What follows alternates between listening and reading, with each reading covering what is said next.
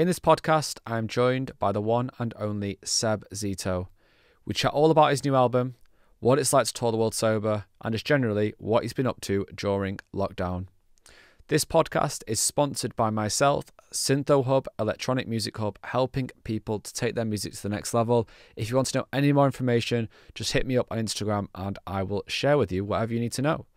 So without further ado, let's get stuck straight into this week's podcast.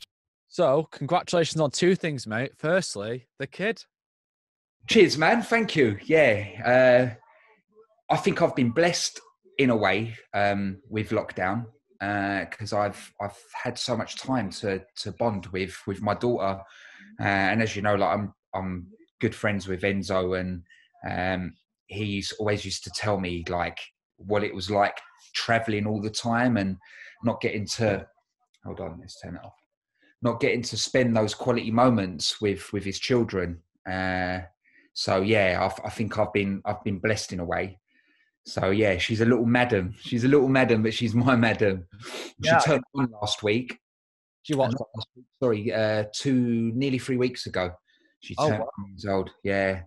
So we had her literally just before lockdown, 3 days before lockdown. Yeah, I was thinking that just then as I was preparing for the podcast. I thought, what perfect timing to have a kid. Yeah, mate. Yeah, because I would have. I mean, my schedule for last year was ridiculous.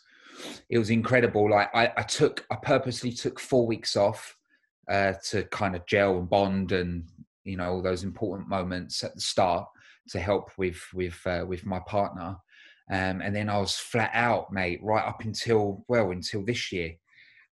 So financially, obviously, it's been a little bit, up and down, but you just got in these moments. You just got to take the blessings, innit? And we had a beautiful, healthy daughter, and I got to spend so much time with her. So yeah, mate, it's been lovely. I've enjoyed it. It's been like, you know what? This has been the first break I've had time off since I left my job at BT, which was 2009.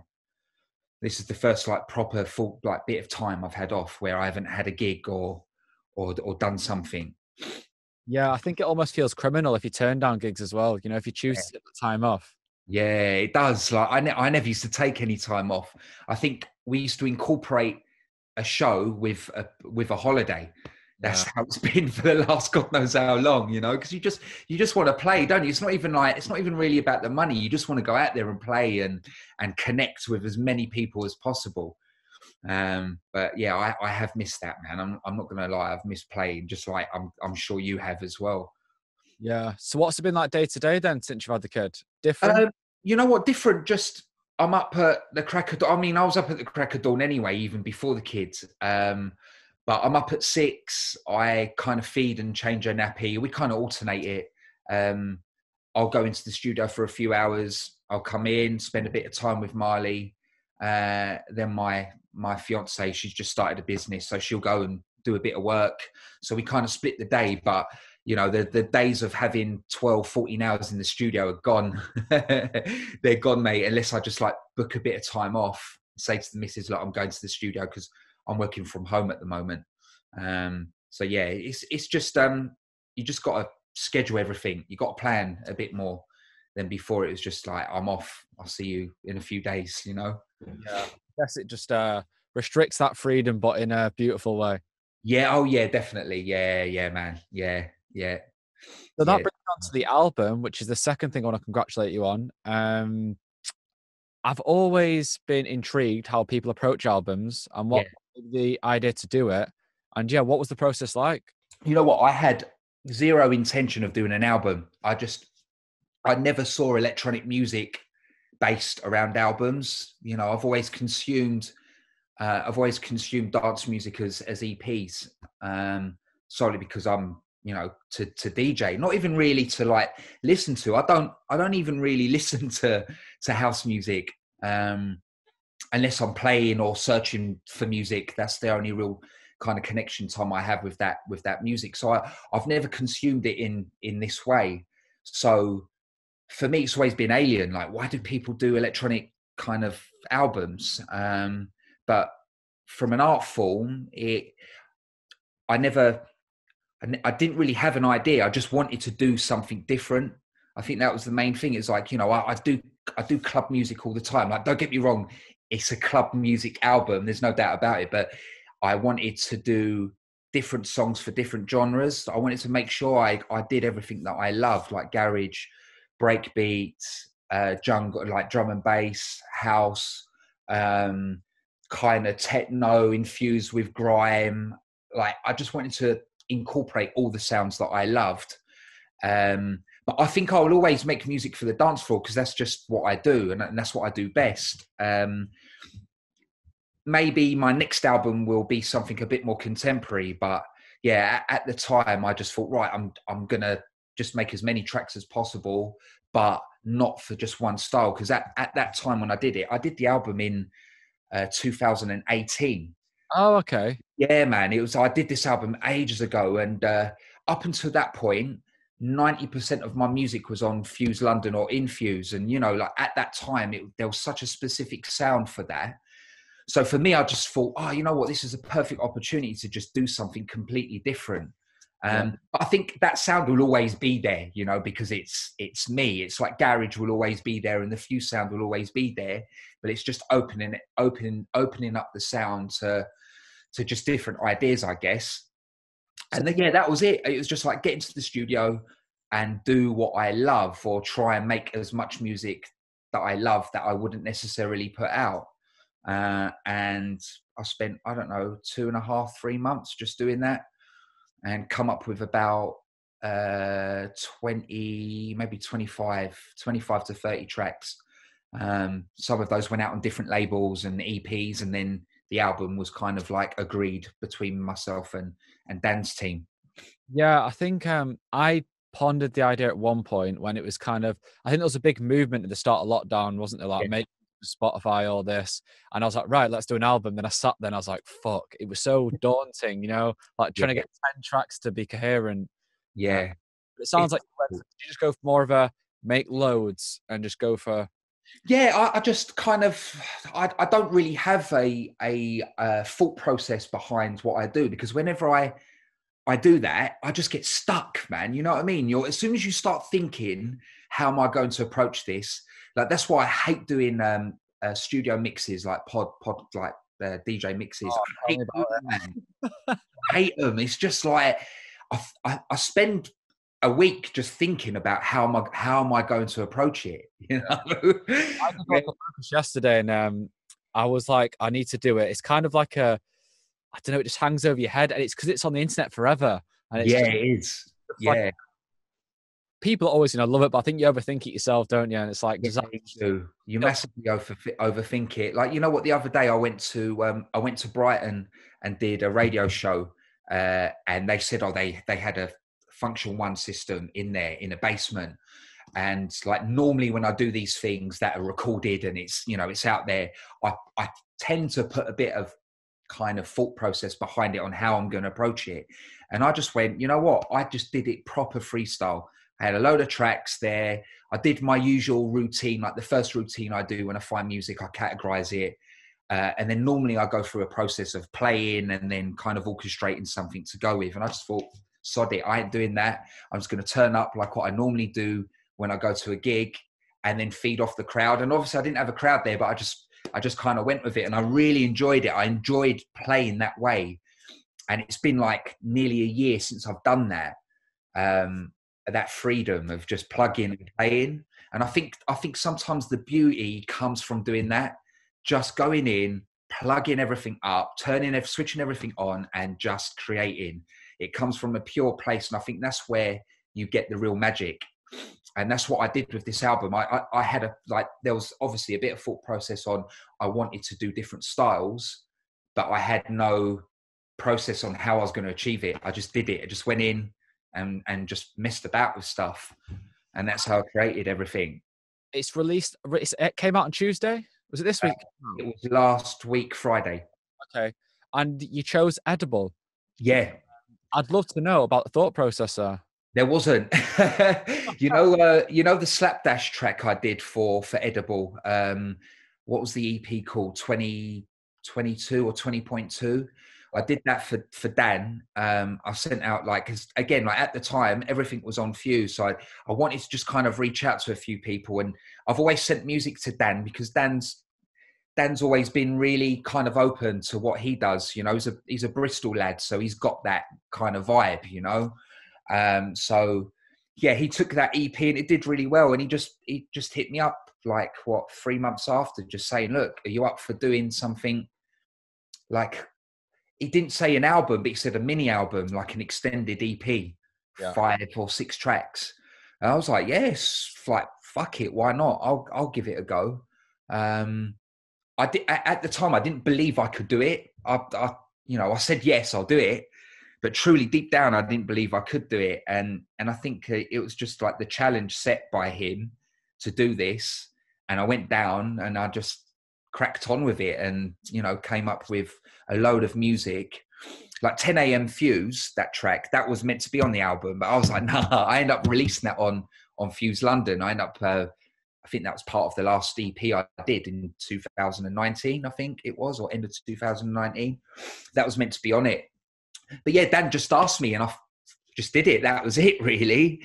But it was meant to come out in, it could have come out in 2018, like November. But I think Enzo released his album on Fuse around that time. Was that it? I think. And so we held it back and we did it and then it was meant to go in 2019.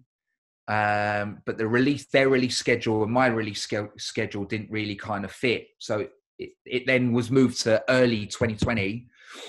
And then we missed the deadline because of the artwork. And so it got pushed to March 2020. And then obviously COVID hit.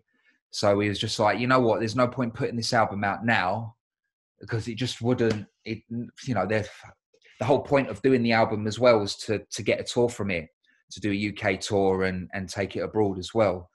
So we delayed it for 2021 and was just like, right, that's it. It's got to come out. It has to come out now. And what's good is it's still sounding fresh. Yeah, mate. You know what? That's the thing. Like, even for me, normally I get fed up of what I make. I would make something and I'll rinse it playing, and then I'm bored of it. But this album, I've listened to it. The one thing I haven't done, I haven't played much of the album out. I purposely did that. I think got that vibe. I played a lot because it's just a banger and it worked in sets. But everything else I kind of held back. I didn't want anyone to have it. I even only released it to like Enzo heard it maybe like 6 months after I made it. I was quite precious about this piece of work. I didn't really want many people hearing it. But yeah, it does. I think it does. I think it still sounds fresh. I think that's a good sign of an album, really. I think it is. That's my approach for everything now is it going to sound good in 10 years' time? Yeah, definitely. It's so easy to get caught up in, I don't know, it's trends. It changes every 2 minutes, what people are into. And evident with your work, you've really stayed true to that UK sound and it's stuck throughout. But there's a lot of people who, it's easy, isn't it, just to get distracted by everyone. Of course it is, man. Yeah, it is. Like, even when especially when you're touring and you're playing and, you'll make something and you'll realize, fuck, that doesn't work here. Maybe I need to do something a little more kind of on that line for it to work on the dance floor. And all of a sudden you find yourself making more of that music without even realizing that you're doing it. Like, I know I did, like in 2019. Yeah, 2019, I was just making bangers really because it worked on the dance floor. And I do have a deeper side to my music, which I think a lot of people could see if you go back to the early days of Fuse, 2018 as well. Like my, what was, I don't even know, the Burnaby, that EP on Fuse, that's quite an emotive track, that one, Burnaby.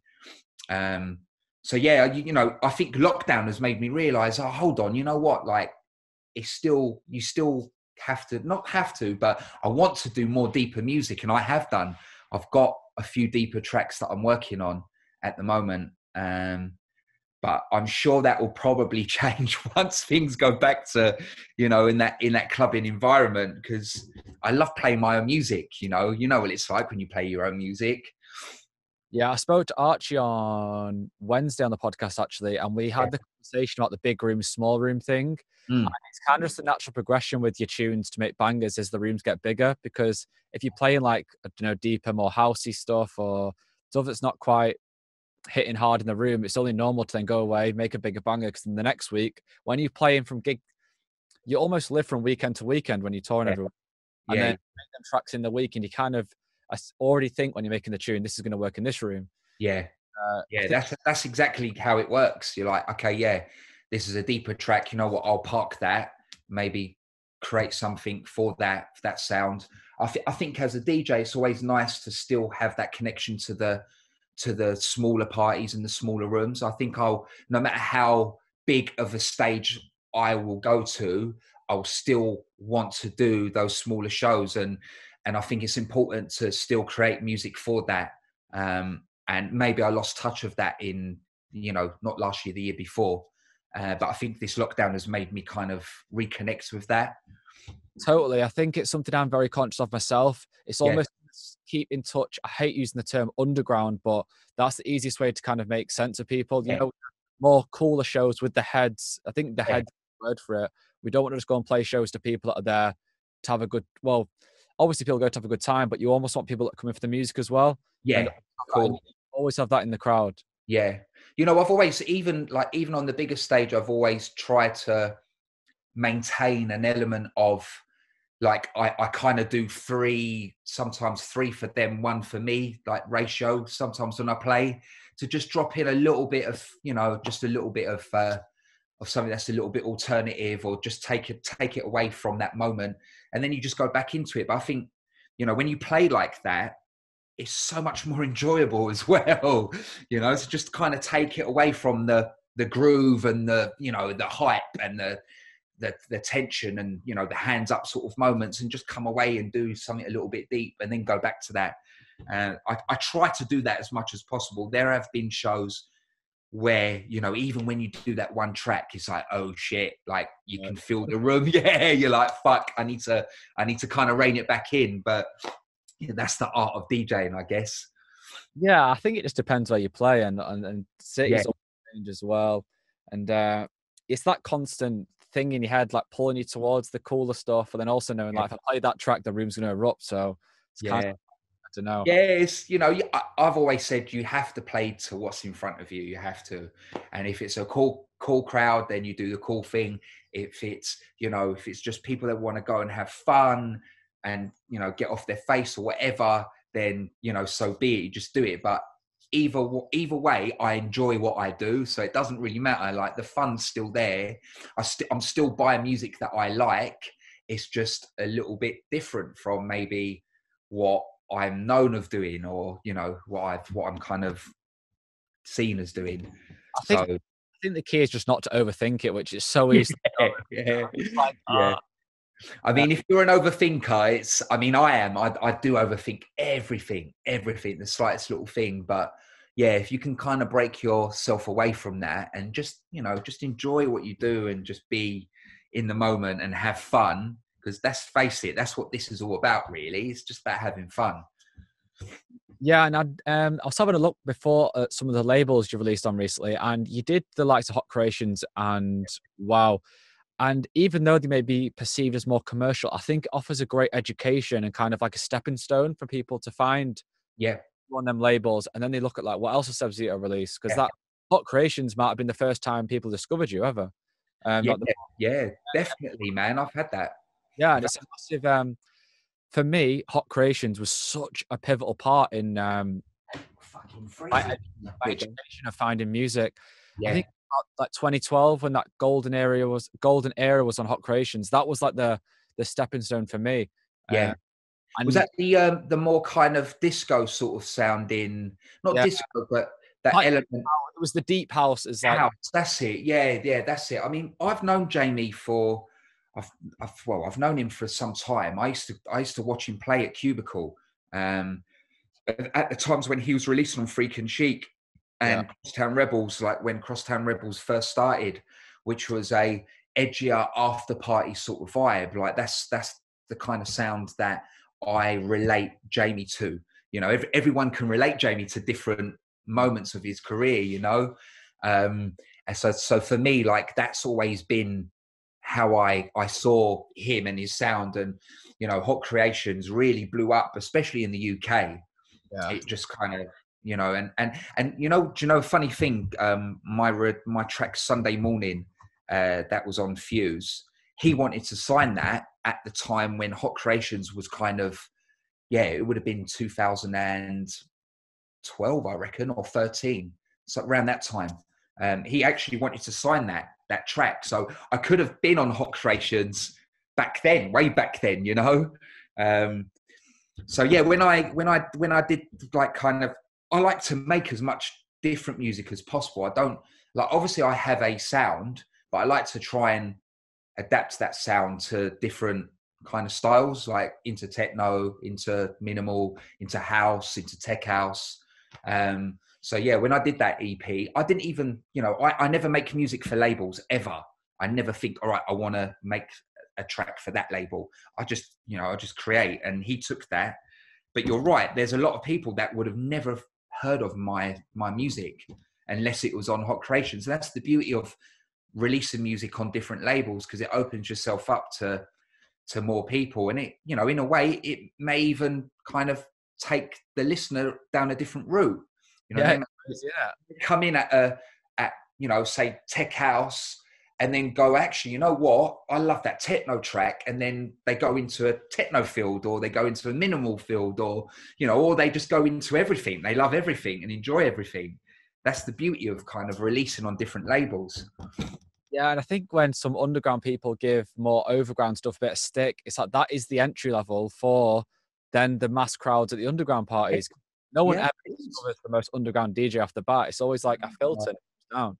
it all, everything links up. We all connect to different crowds, and like, without them there wouldn't be this, and if it wasn't for them it wouldn't be. So we're all connected. Like, don't get me wrong, there was a time where I probably would have turned my nose up at certain sounds and parties, but now I think it's just, you're just short-sighted to do that. And it's, you know, music is to be loved and appreciated, and it doesn't matter whether you love EDM or if you love deep house or whatever. We're all connected, and we all help each other. It all helps and breeds society and connections, and, you know, communities, sorry, not societies, but communities for different parties. So yeah, my kind of like view on that has changed definitely over the last sort of 5 years, really, because Yeah, we all help each other. that seems to be the common narrative to everyone I speak to now. It's Yeah. like, stop being a chin stroker. It's just music and Music. a part of Yeah. the time. And it's not as serious as we all thought it was, you know, like DJing. And I think we all took it too seriously once upon a time, you know. Yeah, there was a time, man. I'm guilty of it. I've been one of those. It's, you know, music is not about being serious. It's not. It's about just having fun, and more importantly, it's about connecting with people, which unfortunately we haven't had the kind of we haven't been able to do that, unfortunately, in the last year. But hopefully we can soon. Hey. And in terms of connection, you know what I always find fascinating is, like you mentioned Jamie Jones at the start there. I always find interesting how when you track back the years, even for me, a good example for me is that I really know Solardo well before they blew up. And I always find it interesting how this tree always stems down, and it's like you knew that guy 10 years ago, you know, like you Yeah. spoke to Jamie Jones 10 years ago, and then it all kind of interlinks. Yeah, it does. We all interlink. Everyone does. The whole scene is interlinked one way or another, and each one benefits and helps the other scene. So, I mean, I didn't know that Solardo was a big dubstep. Is it Mark? Isn't it? Mark was the big dubstep producer. I didn't know that. And Mark one. Yeah, that's it. Yeah, yeah. I went back and listened to some of his stuff. When was it? Because Enzo was kind of in the studio with him a few months ago. So yeah, it was Enzo. Like, I kind of heard that he did that, and also like Camel Fat. What's the guy? He was.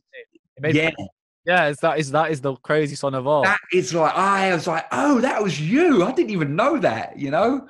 Ultra beat. Yes. Ultra beat. Yeah, it's Yeah, crazy. yeah. Yeah. So, you know, all these like, we all come from something. And, you know, I was way back in the day. Like, obviously, my entry level into electronic music was garage.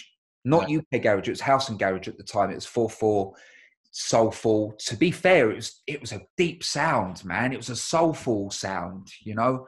That was my entry level, and then kind of went into from garage, went to, obviously you had the Offspring speed garage, UK garage, two step, all those kind of vibes. And late 90s, early 2000, I went into house or funky house. And they used to be, me and my best friend at the time, we went under the name of the Funky Disciples. And we was playing like, yeah, I know, a terrible name, isn't it? We went under the name Funky Disciples. We was playing funky house, soulful house, US house, you know, club classics, that kind of sound. And we was on Sub Jam FM, and then went to Unknown FM. And then, yeah, it was residents at Smarty Party. So, you know, everything, you know, there was a time where I was like, oh, like, how cheesy was that? But now in hindsight, I look at those moments and, you know, it's what got me to where I am now. So, you know, you can't look down on those moments. Those moments, yeah, is where it got me to where I am now. It's played a role, and it played a special kind of role into my kind of wide range of music, so to say. Yeah, when I'm digging down the garage rabbit hole on Discogs, it still amazes me the amount of sick records. It's like a never-ending pit Yeah, of white label nukes, but it's crazy. I can't yeah, find an end to, and they're always like super unknown as well. There's not many wants or haves, and they're unreal records. yeah. And when you go on the artist, it's like they've only made that record. That's it. You know, it's like I remember, obviously, back then when I was buying garage, you was always going by what was played on the radio, and it was always like the big tunes, like obviously the big tunes. But like, even now, I go through some of my records, I'm like, fuck, the B-side is sick. Like, it's actually better than the big hit that everyone was playing. There's so much good quality music out there, like especially from the 90s, like the old UK tech house as well. Yeah, there's a huge hole there, huge rabbit hole of amazement. And you know what? It's kind of like, now I can hear a lot of young producers making that sound, but obviously putting a modern twist to it, and it's amazing. Like, especially some of the new school garage that's coming out at the moment. There's some great artists out there, man, including yourself. You know, yeah, it's really exciting. It's vibrant at the moment. I think the last few years have been quite, yeah, it's been vibrant. I think that's the words for it. Cheers, man. Yeah, we've said as our ethos with the label is we're going to take inspiration from the 90s, but not try and make the music sound old. No, Just take some kind of flavors and give it a kind of 2021 bit more punch twist. Not yeah, try and be like because at the end of the day, I always say to people, like, they want to achieve this sound, that sound. I'm like, well, it's going to be hard unless you've got that old sampler, that old mixing desk, the imperfections that come from using hardware. yeah. We're just going to try and own that new vibe, but take a lot of inspiration for that stuff. Yeah, of course. I mean, that's kind of my idea at the start of like Seven Dials, my label. The idea was to kind of take take more of those garage elements and pull it into the kind of dubby fuse style. And then obviously, really, to be fair, the fuse sound isn't really so dubby now. The bass lines are quite dubby, but it's definitely, you know, it's definitely opened up to a houseier vibe. So yeah, it was like, I think for me, it was always taking that 90s vibe, but just giving it a techier twist, so to say. I think that was my kind of mindset into how I wanted to kind of do my sound. So yeah, it's like just taking the past and revamping. I think that's just music in a whole, isn't it? Really? I was about to say that's all. Yeah. That's all it's ever going to be. Yeah. Unless that's why it still amazed me when dubstep was made, because it was actually something fresh. It was still something regurgitated in a way, but it was still something completely new, which is kind of mind blowing. Yeah. Yeah. It's like 140 BPM, but slow, you know, and it's like jungle, but stripped back. So to say. It's like stripped back jungle in a way. And then obviously from that you had grime, which, you know, those artists like Wiley, Kano, Getz, remember they come off a time where garage was banned, like it was outlawed in London, like from So Solid. They were banned. They couldn't play at certain parties, so they had to create something completely fresh. You know, I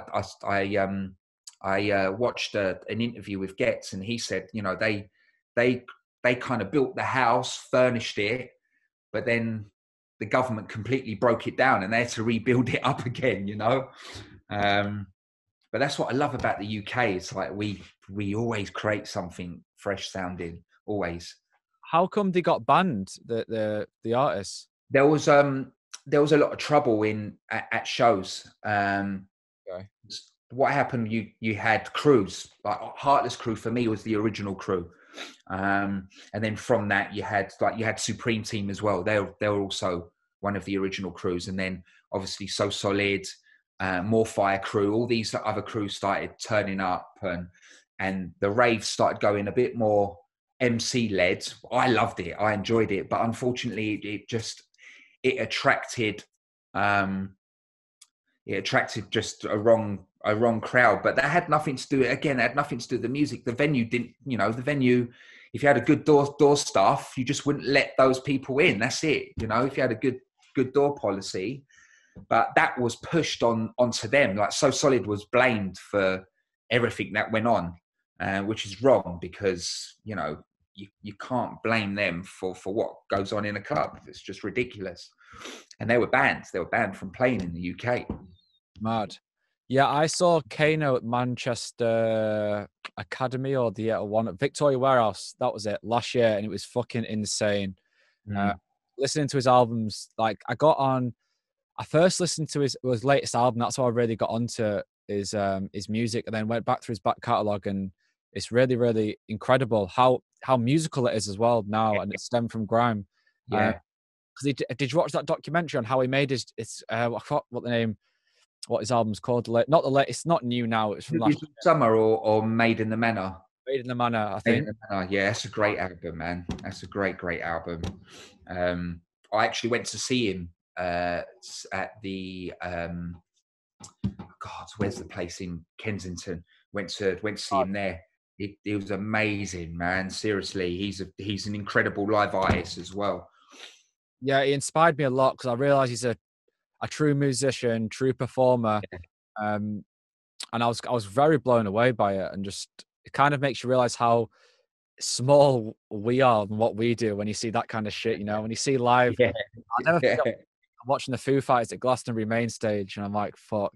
You think DJ that's like that's from another stratosphere what them guys are doing. yeah, man. You're playing to like 10,000 plus people. Wow, that's incredible.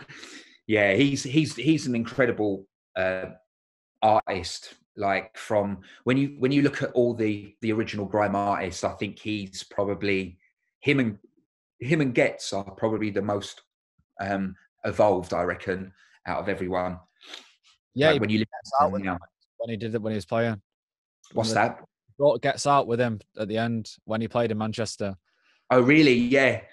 But yeah, Was that did you go for the Hoodies All Summer one, or was it the Made in the Manor? let me check. What's the latest art? What was the latest one?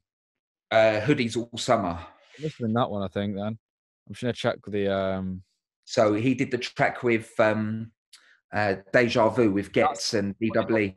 Yeah, fucking hell, like that. I listened to that album so many times. That track got rewound. Like I think there was like 3 rewinds for that when we went to see it. Yeah, him. I mean, D-Double Getz, Kano. They're like the originators of grime. Yeah, I even called my Locust EP Slippers All Summer because I had a pair of slippers on when I had to name the EP. And Oh, really? Yeah. I the track One Finger Skank on my album, that came from one of his lyrics when I can't remember which track, but yeah, he said about I think he said 2 finger skank or 1 finger skanking. But yeah, there's a lyric in Made in the Manor, because I made this album around that time. yeah, it's another level. It definitely inspires me to one day. I'd love to try and work on something like that with vocalists or 100%, man. Yeah, I always just think, well, it's like I said at the start. I think 80 is your approach. Where do you even start? But it's just do it. Yeah. Yeah, I mean, I'm doing something like me and Enzo have kind of spoken a little bit. Like it's been an idea for some time now. Like, well, not some time since this lockdown. I've been doing, like, as you know, I did the 2020 track with Alex Mills. Yeah. Which originally that was meant to go on the album, but we decided to release it during lockdown because we just thought that would be great for streaming. You know, because it is it's a listening track and a club track really combined together. So we released that, and then obviously I did the track with Sophie on my label Seven Dials. So I have worked with a few vocalists, but I want to go down that route even more. You know, I want to explore that more. I want to. I was chatting to a guy. What's his name from Rinse, and he put me in touch with Capo Lee to do something which hasn't materialized yet. But like, there's certain things that I want to do. I want to kind of dive into that, you know. So maybe I might do a project different from Seb Zito, with different artists and experimenting with electronic music, not necessarily house music, but maybe creating an album in that way. Yeah, it's an idea. I've lightly spoken to Enzo about it, but yeah, it's something that I want to expand on with him. Maybe that's another conversation that we'll have further down the line. One thing I wanted to ask you about was I remember, I don't know when it was now, about 2-3 years ago. I remember you did a stint sober when you played some gigs. Yeah, I would, yeah, 'cause it's something that I always think like, oh, going. What I've really loved about lockdown is I've missed it, but I've also enjoyed not being hungover ever. Like, well, within reason. What the yeah, hangovers now are nowhere near as bad as a double night out / two gig, yeah. whatever.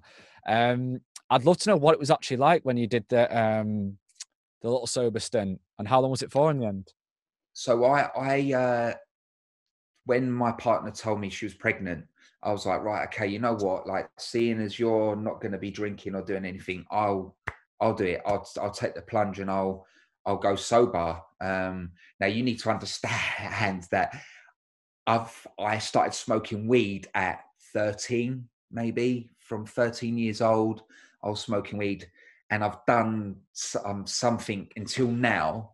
I've done something, whether it's alcohol, weed, or whatever. I haven't like stopped. Never. I think the longest I've stopped maybe a month or 2 months, I think, prior to that moment. So I was like, right, I'm doing this. I'm not gonna drink and I'm not gonna take anything. I'm gonna do this thing sober. And honestly, it was probably the best thing I've ever done. Wow. Yeah, because I kind of finally realized that all of a sudden I'm making music without the hangover, 2-day hangover, without the, you know, the grogginess, the thoughts of, can I do this? You know, the negative thoughts that kind of come with the come down or with the hangover, which, you know, everyone gets. You know, all of a sudden you go from believing to disbelieving, and that's difficult to go into the studio and be creative, or even go to a gig on the weekend and play from a pure place. You're in a mindset that's negative, and that just went away, man. It just went away. All the negative thoughts that I had, all the disbelief that I had as well, just went. All of a sudden I found myself just being in my relationship with my pregnant fiance, being in the studio and being creative, like going to a show and actually connecting and being sociable, not only with promoters, but with people that are at the party, knowing that actually, you know what, this isn't working, I need to switch it up. Not being in that mindset of I'm high and everything is amazing. No, none of that. There was none of that. I was on point with everything I did. Everything I did, to the music I made, to the music I searched, to the gigs I played. And it's no like coincidence that in 2019 things started to move more for me. Like, all of a sudden my shows doubled, the labels all of a sudden that were saying no were saying yes. Like, all these things that were happening, and I pull it down to the fact that I was sober. Yeah. Solely put it down to that. I think the term that I would associate with sober is it's just the biggest competitive advantage anyone can have, because Yeah. then you're doubling the amount of time you're on the ball each week. I would say doubling, if not more. I've kind of said this before on the podcast, because I am an advocate of sobriety, but I don't think I'm ready yet to do. I'd still like to party, but I think Yeah, man. You have to pick and choose. Like now, I pick and choose when to. Like I've had a few nights with my fiance since. I actually broke the the sober stage in Miami. I did loads of shows, mate. I did we did DC-10 sober, ADE sober, like all these big shows I did sober, like with all my friends getting on it and drinking and, you know, like the tequila and everything. And I was like, no, man, I'm cool. But Miami, yeah, I lost the plot in Miami. crack. Huh? Made you crack in the end. You know what it was? I remember being on the phone to my fiance and I was like, yeah, she said, like, what are you doing with this one? Are you going to have a drink? Are you going to, and I thought, no, I'll have a couple of beers, which was fine. I had a few beers and I was fine. And I finished playing and Waf played after me for 3 hours and Enzo played after him for 3 hours. And then we was all set to do a back-to-back after. So I had 6 hours of waiting and I was just like, the guy said to me, because he knew I was sober, and he's like, look, do you want to go back to the room? And I just thought, I can't go back to the room, man. I'm with my friends. I'm with Wef. I'm with Enzo. They're playing at Club Space, like one of the best clubs in the world in Miami, sorry. I ain't going anywhere. And one beer led to another beer, led to another beer. And before I know it, it was tequila, champagne. Then I think Waf gave me half a pill and then that was it.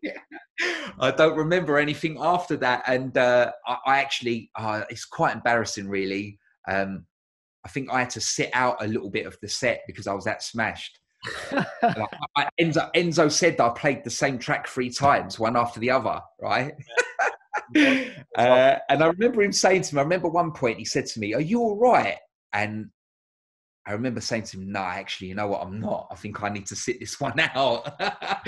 And I don't remember anything after that. And I had one of these conversations with Waf at the start of lockdown. And he said that I was in a taxi ready to go to an after party to play more. When really I had a flight to go back to the UK. And it was only Enzo that dragged me out the taxi and put me in my car to go back to my hotel and then obviously catch my flight. But yeah, I think maybe I probably would be living at my mum's now if that was the case, because my missus would have kicked me out. How was the flight back? Or can you not remember it? I remember like coming round. I don't know. I managed to go to the hotel, shower, change, grab all my stuff, go get to the airport, go through customs. And I came round at the bar. Yeah, at the bar. And I think I was on the phone to my fiance. I think she was giving me a right bollocking. And I remember the barman saying, are you all right there? And I was like, yeah, I had a beer and I came round and I think I slept. I think I slept the whole way. Yeah, I think I slept the whole way. But when I got home, I got a bollocking, mate. And I deserved it, to be honest, because I told her that I wasn't going to do that. And I did. So yeah, I deserved it. So what was the time scale of the sobriety? I did 7 months. Good effort. Yeah, 7 months. I did 7 months of it, and then after Miami, I was still sober at that point. That was in December. So after Miami, I then went to after America. I went to Australia and then South America, and I did all those shows sober. Right up until until Marley was born, which was March. So I went back to being sober. I think what did I do? I may have had a couple of drinks over Christmas, but yeah, I was pretty much sober again after that, right up until March. And do you think it's made you see the world in a different light? Yeah, definitely. Yeah. It's just man, you know, I've had so many amazing experiences, like with, you know, partying, so many, and I've met some friends that are still friends now, but it's a holdback, man. It is like I know people who are successful and they smash gear every week, every day, you know, and they just get on with it. But for me, I know how much it holds me back, and I saw that time away from everything. I realized how it just made my mindset, you know, my mindset was just negative. It was so negative back then when I was drinking and partying and you know, like throwing, not sleeping as well. Yeah, it just it's like a cloud. It's like having this cloud of doubt. Yeah. And that just disappeared. It went for that period of time, and you know, all of a sudden I'm thinking of other things, other business opportunities, other ways of being creative, other ways of, you know, providing like security for my family, all these like things that I never thought about. All of a sudden I was, and maybe, you know, the fact that I was going to be a father played into that as well. That definitely played into it. That was I think that was like the push, so to say, to do the whole sober thing, because now, you know, I have to provide for my family now. That was one of the main objectives of being sober. But yeah, it definitely does, man. You know, you have a clear mind. All of a sudden, you see things very differently. I think it's some achievement though, man, in the industry we're in. I think for me, I just find it hard. It's in nightclubs, being sober is just, it's a hard thing to deal with. I think some people are intoxicated, and it's the proximity of people as well. Yeah, I guess you just, it's fucking. Don't get me wrong. You know, the first the first like 2 months of playing, I was just like, I remember coming back to my fiance and just being like, how did I ever like go to nightclubs? Like, what on earth? What the fuck? Like, it's horrible, man. It's like you have people stumbling everywhere, falling on top of you, drinks being spilled, you know, people talking complete and utter shit. It's just, it was hard. I'm not going to lie. It was difficult. It was very difficult. But I got used to it, you know, I got used to it and just, yeah, just kind of relaxed into it, took it for what it was really, and yeah. understood, like, you know, at some point I was one of those people. So, you know, don't get angry with them, because that at one time was myself. Yeah, it's a mad thing that we actually do. Play repetitive music to people in a dark room. When you go and see it sober, you're like, what the hell is going on? Yeah, you are like, oh wow, how have I done this for so long? Like as a raver and as a DJ, it's like, this is intense, man. This is fucking intense. Like there was a time where I was sober, I was literally turning up, and I hate doing this. I hate turning up just before I play. I hate it, but I had to, because I just couldn't. It was difficult, like the temptation of just having a beer. Because having a beer, you've broke it. You've broke what I promised to my fiance, that I was going to be sober. I was going to do this sober, you know, and I didn't want to do that. Yeah, so the first couple of months were difficult. I'm not going to lie. It was very difficult. I think even when you're drinking, I think that whole, I don't think there's anything worse than waiting around to play.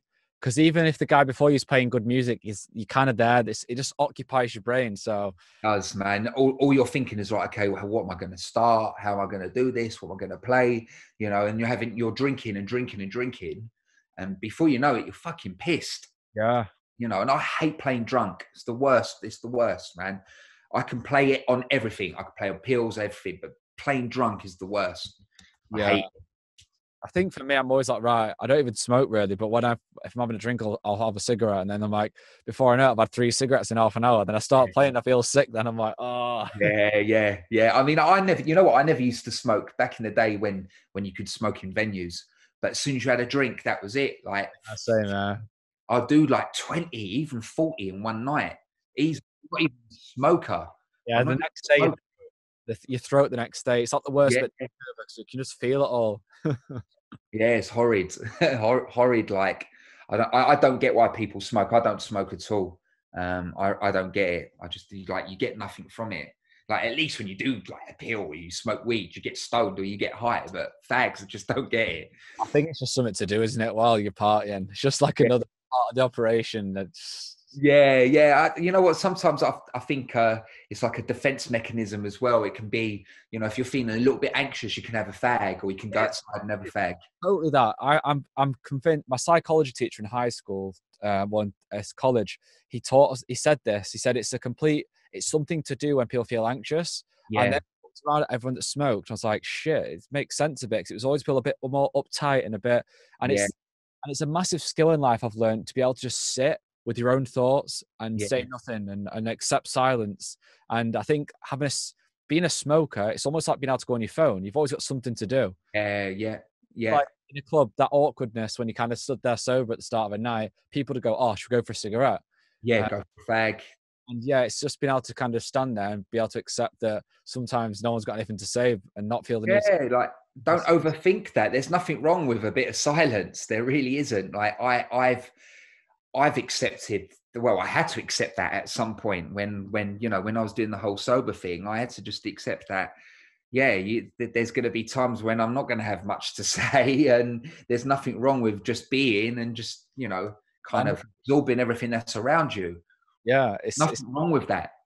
it's funny, if you go in a coffee queue now, I always make a massive, like, I try and not check my phone and just be able to stand there with my own thoughts and look around. But then when Yeah. you look around, it's scary. No one just thinks anymore and just No, no one does. And the elevator is even worse. Being in a lift with someone, you know, that like I instantly get my phone out as soon as I'm in a lift. My phone's out, or even on a train. You know, when you've got someone sitting opposite you, you yeah. used to just sit there. You used to sit there and ponder, and you know, kind of think about, you know, what I'm going to have for dinner later or whatever. But now everyone's on their phone. It is a defense mechanism to kind of stop that awkwardness, I guess. Yeah, I remember when I wasn't really aware of the implications of going on your phone. Because if I see someone on the phone now walking along, I'm like, fucking hell, can they not just take in the moment? You know, like it's a nice sunny day and there's someone walking around on their phone. I'm like, fucking hell. But I remember I used to kind of use that when I was younger as like a way to almost avoid conversation, to say that you saw someone you knew or you don't want to speak to, Yeah, kind yeah, of like yeah. a way to pretend you're Oh, busy. But now it's like, fucking hell, like you're like an idiot walking around the street on your phone, I think. But yeah. everyone still does it. You know what? I must admit, I am like, when I'm walking down the street, I'm on my phone, but I'm always doing stuff. But I try to make a point of, especially when I'm at home with my fiance and with my daughter, to not have the phone near me. Like, keep the phone away. So it is a huge distraction. You know what? There was one point when I was playing a lot in Italy, and I lost my phone. And I thought, you know what, fuck it. I'm not gonna bother with a phone. I'm just gonna fuck it off. I didn't have a phone for a month. And the first thing you did when you met a promoter, you'd say hello, you'd get in the car instantly, because there's that social awkwardness. You don't know this guy. You don't really feel too comfortable. You don't really want to engage. Get the phone out, start looking on your phone. Good time. Where I didn't have that, I tell you what, that month, I probably connected with more people in that month than I did in the whole year of playing with my phone. It was so nice, man. It was so refreshing to just be in the moment, talking about anything, talking about life, talking about shows, you know, all these things. And yeah, I just found myself just thinking, wow, do I really need this piece of fucking junk next to me? Do I really need to operate with this phone? And actually I did, because there was a few times I turned up to shows and no one was there. I didn't have any means of contacting someone. Like, I get it, like it serves a purpose, but I think in a way, if you allow it to, it can kind of take over your capability of just being, you know, being present with people. I think the thing is, do you use the phone or does it use you? Yeah. I There's think, yeah, for me, I'm really strange. I go for a walk every morning for an hour without my phone. Without my phone, I can either go with my mum or on my own. My own thoughts, not a problem. But as the day gets on, it just gets me. It's like a fishing rod. Then by yeah, the evening, I'm just on my phone like constantly. But yeah, then to put in a different room, I'm fine. But it's just if it's in the proximity of wherever I am, I'll go on it. I'll just go on it. Even if I'm trying to even if I know I've got to do some work, whether it be whatever it is, I'll still just check it I reckon every 5 minutes or something crazy, probably more frequently. Yeah, it's a madness. Like to when it goes to doing like when you're in the studio, I make a point of leaving my phone. I'm leaving it because you just don't get anything done. Scrolling, scrolling, scrolling. Like, what are you scrolling for? What are It's, you? it's You're not gonna you're not gonna get any inspiration from that. Let's face it. You know. Yeah, I think I try not be too harsh on myself. I'm very, very aware of the amount I go on my phone. I've said this on a podcast before, and it's always the people who go on the phone the most though that aren't aware they go on the phone. It's put like Yeah, I am aware that I go on my phone, but yeah. I try and cut myself some slack because if you watch that documentary on Netflix, there's a crazy one on the social media, the social dilemma. I haven't. No, no. I need to though. Someone It just keeps telling talks me. about the people behind these apps that they're getting paid to like millions or whatever a year to make you addicted to that phone. Yeah, Like the odds are stacked against us. It's because if I go on that phone after this, even if forget about the apps, there might be a booking there. There might be a new DJ said this about my track. The dopamine hit is waiting for us. yeah, My day might get significantly better when I open that phone after this podcast. So it's yeah, like the odds are stacked against us anyway, and it's yeah, yeah. Yeah, so you're spot on there. You know, it's like okay, yeah, you know, yeah, you've got your booking requests, you've got your, you know, promos, you've got everything. You're sucked into it. As soon as you wake up, you're like, right. And, you know, the whole like likes and comments sort of like you find yourself thirsty for that. How many likes have I got on this post? And it's like, who gives a fuck, But you man? Like, can't escape it, man, because it's the just like they're sat with machine guns. These guys at Instagram waiting for the upload, and they just know you're gonna check how many likes, check how many this. you And just as much as you know that like what you're doing is wrong and it doesn't matter how many likes you've got, you still go and look at it, you know. I hate it, man. It's just it can hold you back. I reckon it can hold you back mentally as well. Because and then at the same time you're constantly doing stuff for likes rather than just doing it for you or for what you love. You know, you can go down that route. All of a sudden you're doing stuff to get likes rather than just being creative and putting out information or stuff that you love to talk about or do. Like, you know, like what you're doing here. This is informative, it's fun, it's engaging, like this is cool. You know, but when you find yourself doing other stuff like to get likes, it's just, what am I doing, man? Life's not about likes. It's not. yeah, You know but that, problem that is it's the whole thirst of acknowledgement. It's, you know, I when because I've spent time with psychiatrists and, you know, therapists and stuff, and I remember one therapist saying to me that from a young age, from as little as like when you're going to school or nursery, the first moment that you come home with a painting and your parent puts that up on the fridge, she's putting it up there for everyone to see. So you're constantly going for that acceptance to get that piece of work to be put on the fridge rather than it just being, you know, something that you've done and it's accepted and loved and that's it.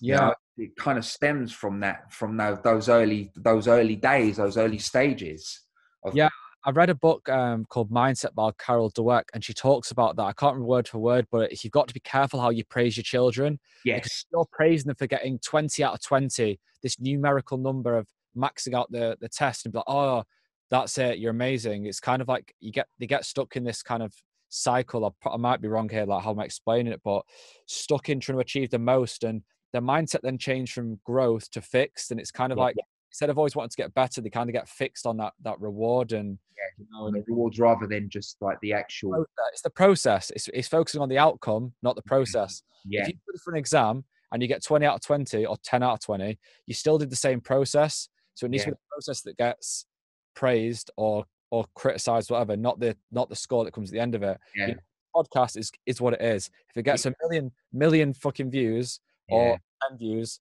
shouldn't be the determining factor in it is what it is. Yeah, and what you've done, you know, you've created something that's meaningful to yourself, and you know whether 10 or 100 million people view it, you shouldn't be looking at that. That's not really the outcome, and unfortunately, that's where we are. You know, even when you're trying to sign music to, especially major labels, they don't give a fuck about anything other than figures. That's it. That's all they care about, man. It'd You be know, nice to get a million views though. yeah, I mean, that's what I mean. It's like, yeah, we say all this, but we still want those million views, you know? I don't think there's anything wrong with it. I think it's just having I think being aware is the most important thing. Yeah, Being, I want this local CP to get me some beatport success. I've never had a track do well on beatport, but the yeah, tracks, I'm super proud of them. Is what it is. If people like them, they like them. But I'm yeah. aware now. But maybe a younger me would have been like super obsessed with. Unless this gets done one on beatport, deep minimal, then it's going to be a failure. But No, no, no, that's not the way. If you get there, if you get that, then fucking it's a Brucey bonus. But ultimately, you know, you want it, you want your music to go out, to be consumed and be appreciated and loved, and obviously you want people to play it out and accept it, you know, accept it for the art form. Ultimately that's what you want, but there's also that little bit where it's like it would be nice to get into that top 10, you know. if you're watching this, the link will be in the info to buy the new. So I wanted to ask you about your back-to-back project that you did at the start of lockdown, because I think you were one of the first movers that really did the speaking on camera. It's funny because our industry has been built up a lot on behind no cameras, too Yeah. cool, none of this kind of chat. But you moved quite early on that back-to-back, and was the I was about to say, did much thought go into it, or did you just do it? No, it was something that I've because I listen to podcasts all the time. Like like I think the first, like, Not For The Radio. I listen to a lot of like Gasworks. So I was just watching a lot of those sort of things, and I just thought we don't really have anything in our scene, in our community about that. There's nothing. Everything is like DJ Mag or like written. Everything's written. There's no like podcast. So I wanted to do something not in a studio, but take a space, have someone film it, like do it like that, like Not For The Radio and Gasworks, do something similar. But then lockdown came around, and obviously we weren't allowed to do that. So I thought, fuck it, well, I'll do these podcasts instead. And obviously, yeah, they were really cool. I love doing them, but it started encroaching on bath time with my daughter. So I kind of stopped it, but I wanted to go back to it, but to the original setting.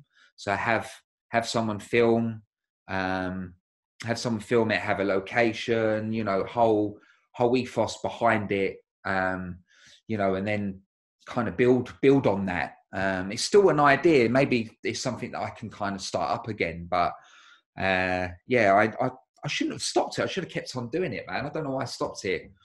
Yeah, I think podcasts are amazing. I'm a big podcast listener as well. Is because it's a form of media where it's just us talking. There's no Yeah. PR, there's no correction of whatever we say.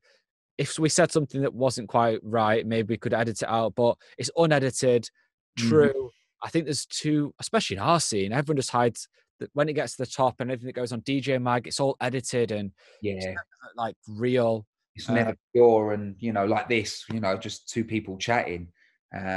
That's the beauty of podcasts, and I just wanted to, you know, you want to give people an insight into the artist, because all you ever see is, yeah, you know, Instagram your post that's edited and dead HD. yeah, edited, and you know, everything's kind of controlled in a way where with these things it's free. Yeah, I was laughing. I watched the one with Richie. Managed to get a word in, did you? No, I don't think he just spoke and spoke and spoke. I think I was just sat there nodding. You know, the one with Waff was good fun. There was a lot of things I didn't know about him, and then obviously with Enzo, you know, we went through kind of more of the creative process of how we made music. So I think each one has been different in a way. Like Waff was brilliant. That was just comical because he's a funny guy. Did you see when his dad or something like that? What's that? His dad with him. No, his dad wasn't with him. No, no, no. Oh No, no, that was what Instagram I saw of him. Yeah, he's he not. spoke, he just spoke about, like, you know, I think he lived in Blackpool, right? Did he live in Blackpool first? And I think he ran away and then he got kidnapped by his mum or something like that. Yeah, it's just, you know, he's a great guy, man. I love Waff. I Yeah, love him. He's a brilliant DJ as well, man. yeah. I was laughing at the Richie one because it was Richie is just how you expect him to be, and like he's just unapologetically himself. Yeah, Always. yeah, yeah. That's him. Like what you saw was him. You know, it was very true. I think with everyone that does these, like what you see is what you get, really. That's the beauty of them. Yeah, Yeah, I think the way forward. I think with our scene, I reckon there will. Well, yeah, like you said, there's not really a main one. This is the 19th episode now, or 20th. yeah. I've watched quite a few of them, to be honest. I've Yeah, watched a few. they're nice just to talk to someone. But what's weird is if like say I was walking to get a coffee today, sometimes I try and avoid conversation on the street. You know, like say like, oh, I might see someone here, try and avoid them. But then when I do like a podcast, it's almost therapeutic. I think. Yeah, yeah. You can just, you can just like let not let off, but you can just say what's on your mind. You can be free with what you say. Some of the struggles that you have in the studio or whatever. It could be something, an argument that you had with your missus or whatever. I'm quite open. I'm pretty open in what I say. I Yeah, don't that's hold one thing I was back. going to actually, because I've kind of steered away from now is like, how did you get into house music? You know, that kind of like chronological story. Because I think someone like you as well, it's been told. So if there's anyone that's watching this who somehow doesn't not know who Seb is, there's loads of online, isn't there now? Yeah, About there's loads. There's loads. The audio tapas guys, I did something with them. There's something there. I've done about 15 interviews, like written interviews, where I've just regurgitated everything I've said because the same questions are all the same. How did you get into it? How did you meet Enzo? All these things. You could go out and find that, man. Like I think I've done 3 interviews where they've asked that. So yeah, yeah. just keep your eyes peeled. You'll see some of the press stuff that's coming out. So the label, want to give some information what's coming up on there? The dials. On Seven Dials, I have an EP coming out. It was originally called Rainbows in Miley, but now I'm calling it Summer Love 21. That's going to come out in June. There's a release from Scream. Oh, Yeah, he's done like a really, really cool kind of 2-step garage track. He sent me it during lockdown, and I'm going to remix that as well. There's going to be Zach sent me another EP. He's a great guy, Zach. He makes some great garage. I'm going to do a bit more kind of housey stuff. There's going to be a few more breaky beats on there as well. I've got like a kind of crossover jungle sort of vibe thing that I'm doing at the moment. That I'm probably gonna send to Sophie again because she likes drum and bass. So there's a little project. I haven't sent it back to her yet. Yeah, man, I may even do some parties with Seven Dials as well. Yeah, there's a lot of things going on with my management. I'm just I think I'm going to try and connect with a few artists as well. Like I've got an idea of taking artists like from the techno or tech house or minimal scene and getting them to do a garagey sort of track. It's like maybe get WAF to do a garage track or someone. Like I have an idea where. So yeah, we're gonna explore that as well. Yeah, that's it really with the label. sick, man. Sounds good. Sounds Yeah. busy. Yeah, yeah. There's a lot of stuff like I don't know about you, but I haven't been overly creative in lockdown. I've done stuff, I've done bits, but I found myself making more music when I was touring. But again, that's probably down to the whole making music for the dance floor sort of thing. That's probably why I was making music. When now I'm kind of, well, there's no dance floor, so what am I doing here? Yeah, I go back and forth. When clubs got announced again, I was like, shit, right, let's start making some tracks again. But I've kind of just plodding along, making tracks, and I feel like I wouldn't say I'm overflowing with inspiration, but I think when clubs do open, I want to think this anyway, that I will turn into a beat making machine again. Because I can make a lot of music, like I think the same for you. I could make 3 tracks in a day if I put my mind to it. Yeah, But the moment I don't feel the need to, it kind of feels like on a road to nowhere still, yeah, yeah. No, it's kind of like what for right now. Yeah, I think I'm taking more time in the stuff that I'm making where maybe before I'd be like, right, boom, finish it for the weekend. When now I'm kind of like, no, you know what, I'm going to sit on that. I'm going to leave it for a few days, go back, tweak things. There's a couple of projects I've got that are, you know, different from what I'd normally do. But you can still hear it's me, you know, like it will always be me, no matter what. You can always hear it's Seb Zito. But yeah, there's certain things that I'm doing that's not directed for the dance floor, because, like, again, there is no dance floor. But I do believe that when we do go back, I'll probably start churning it out again. You know, I reckon that would be the catalyst, so to say, for that as well. I think yeah. so. Yeah, because I saw some of the tour dates for the Edible. Looks like you're doing a really good tour as well. Yeah. There's some so there's Leeds on the 21st. So when basically as soon as they throw away lockdown laws, social distancing. Whether that's going to happen, I mean, what do you think? Do you think that's going to happen? Social distancing? We've got a sold out party on this Saturday. Are you on about July here? So when No, June.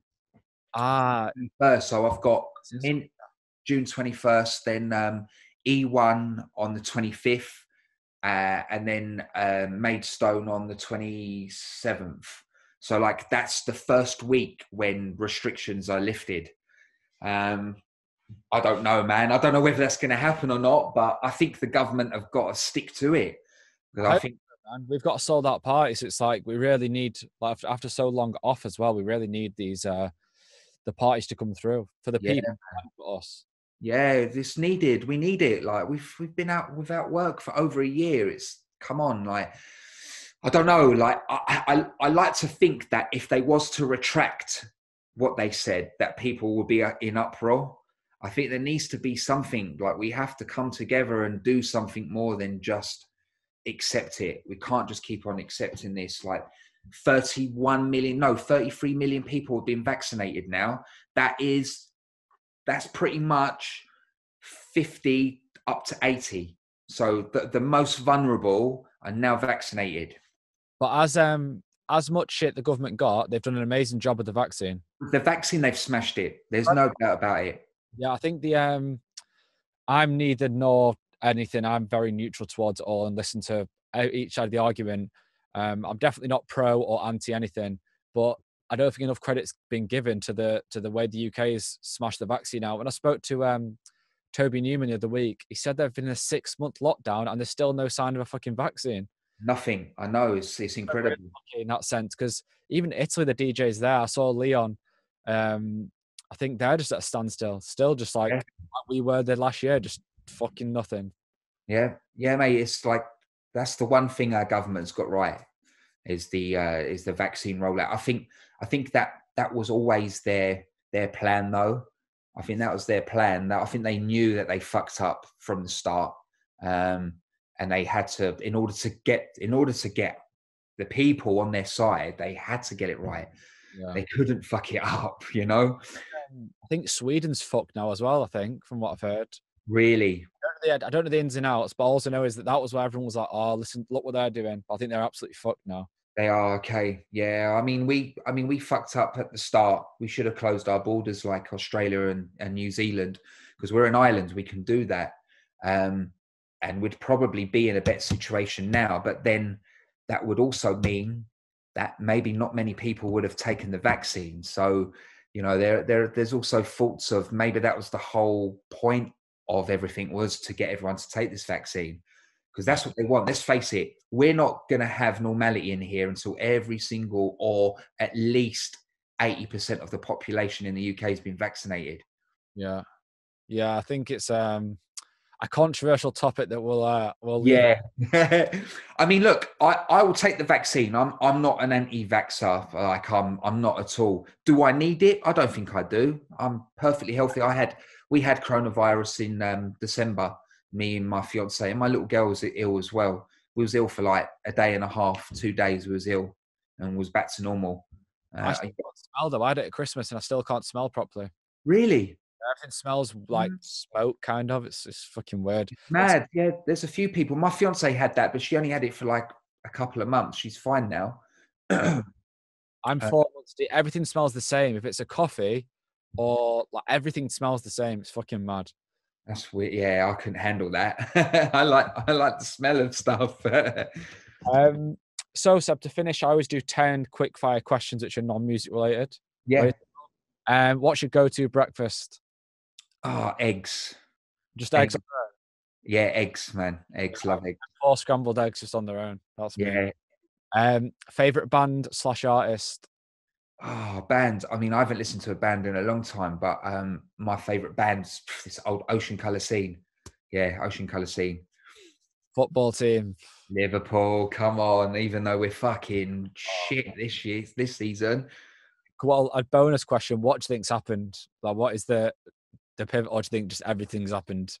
Injuries, Yeah. definitely. Yeah, like the squad that we had, we've never had a huge squad. Like our squad has been 18 players, and we've been without the majority of our players this season. And you know what as well? No crowds.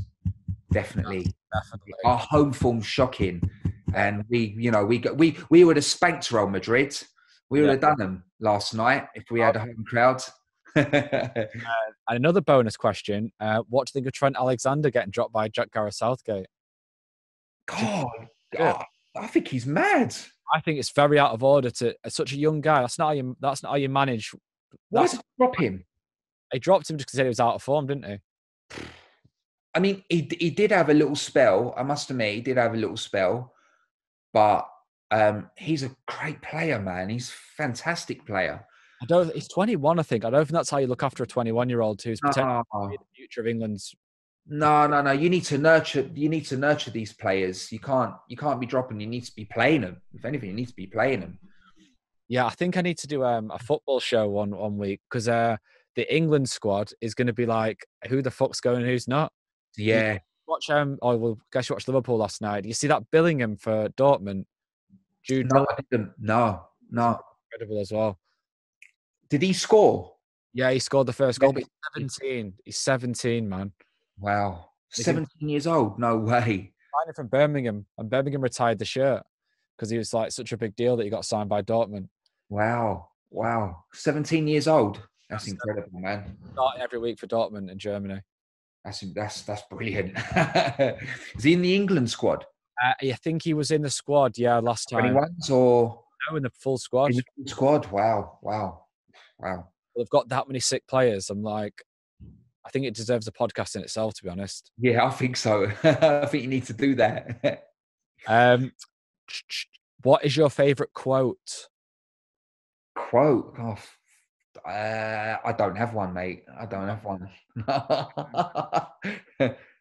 One artist to go back to back with that you haven't already? Ben UFO. God, that would be challenging. Yeah, we've been toying with the idea of maybe having it you and me. Like, we think it'd be sick because he plays it, but then it's also like, what if he turns up and plays a set which isn't right for our crowd? Because our crowd wouldn't appreciate if he turned up and played grime. No. I don't know what's the protocol there. Do you think you have to give him a heads up? I'm not too sure. I mean, Ben is a sick DJ. I think Ben gets booked to play sets that he Wants to do. plays. Yeah, I think that's all he does. Like when you look at his 8 shows, that's all he does. That's what he's known for. Yeah, it's a weird one because I think Art of Dark booked him, right? I think they booked him a few years ago. Yeah. We've got Christian AB playing one of our parties soon, and he did a mix for Ben UFO. Oh no, the other way around. Ben UFO did a mix for Christian AB. So they must be friends from like way back. So it'd be cool to get Ben playing as well. But it's the risk of, like we kind of said at the start, it's to have fun in a party, and you run that risk of trying to be too cool with the music. If it didn't. Out. But I mean, he's a sick DJ. That's the thing. He is. It'd be unreal. I think someone that good at DJing would be Ben So it's definitely something I'm considering. I think would be good for our party. Yeah, I think you should give it a go, man. I think you'd be surprised. So Ben UFO is your answer. Yeah. What was your biggest lesson of lockdown? You know what? To take more time off and be present with my family. Yeah. I said to Mum this morning, I think it's kind of a bit of a bold statement, but I would like to take a weekend off a month or one every 6 weeks and have a conscious weekend to kind of say, like, this is the weekend I do what I want. And that's Yeah, a really cool gig. But, instead of taking a quite a small gig, maybe yeah, maybe the fee's not that great. It's kind of a place is not gonna be that good. But instead yeah. thinking, you know what? What's more important this weekend is spending time with whoever and Yep. having a good wholesome weekend. Yeah, I'm definitely going to be doing more of that for sure. Definitely. Favorite place in the world? Oh man. Another question is, I guess, if you had to get a flight somewhere tomorrow, where would it be to? It's easier to answer that way. Uh, Peru. Peru. Yeah, Fair man, enough. I love it there. I love South America, South America, and just in general. But Peru is beautiful. I fell in love with that place like before I was even touring. In 2007, I travelled around South America, and yeah, Peru will always hold a place in my heart, man. Have you done the what's the climb there? The Inca Trail, yeah, yeah, Or yeah. I something. did Machu Picchu. Like that's where all the images come from for the tattoo. Yeah. Yeah. And was it physically hard? Um, Not really. No, you're just blown away by what's around you. It was like 5 days, 5 days trekking, stopping, like one day trekking, stopping, sleeping under the stars, man. The number of stars in the sky is incredible. I've never seen anything like it. Yeah, I would love to do something like that. But I guess did you do it as a traveling thing or while you were DJing? Traveling. I traveled. At the time, I was working for BT, and I took because I left school at 17, joined BT as an apprentice. So, um, I had no time out from work really, and they gave me four months off. I went to South America for 4 months. Yeah, Yeah, it's on the bucket list of things to do. do Uh, it. what's one item you couldn't live without, but it can't be electronic? Oh, uh, um, one item I couldn't live out, but it's not electronic. Wow. Uh, Trainers, I guess. Yeah. I Well, love trainers, man. what would the answers have been? I always think Ben Rouse said his bike. Uh, Uh, okay, yeah, I don't cycle, so I said sunglasses, but I can't remember what it was now. no, I don't wear sunglasses either. Sunglasses. Don't wear watches. Don't it would have been a phone, like. But trainers, yeah, definitely trainers. I say coffee machine, but it's still electronic. But Yeah, it's yeah, electronic. I know. I was thinking food related. I was like, oh no, that's electronic as well. I reckon I need to change the answer to just nothing as long as it doesn't have a screen. Yeah, unscreen related. Yeah. What is your favorite all-time TV series? Oh, you know what? I've never really been on the whole kind of like TV watching, but during lockdown, um, is it Peaky Blinders or Unbelievable. Unbelievable, isn't it? Peaky Blinders? Yeah, I think Peaky Blinders. I loved Kingdom as well. Kingdom was brilliant.